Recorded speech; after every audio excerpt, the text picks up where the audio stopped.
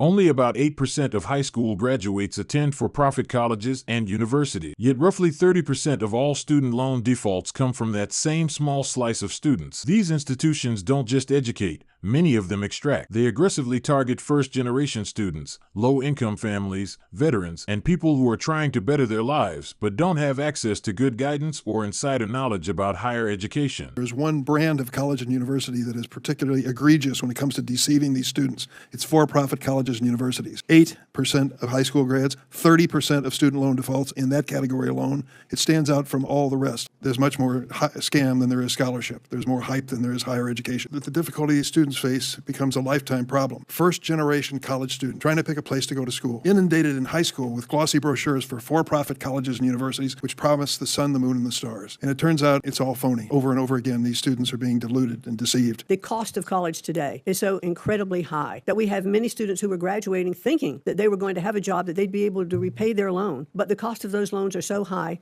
that even if they get that job, it may not, over the course of their lifetime, would be able to repay that loan. I've met a lot of these students. Have you met any of them? I have. I have seen their stories and heard their stories from them, living in their parents' basement because of student loan debt and no college diploma or a worthless one from some for-profit colleges and universities. Where are our guidance counselors in high schools? You're cutting the number of counselors in these schools at the same time. Well, the counselors that are doing their jobs can provide information to these There aren't students. enough of them. That's the point I'm making, and the situation is terrible for these students. And my point is that we shouldn't just focus on those schools. I do know that I totally agree with you. There are some scam universities out there. Why would you hollow out the people who are supposed to enforce it?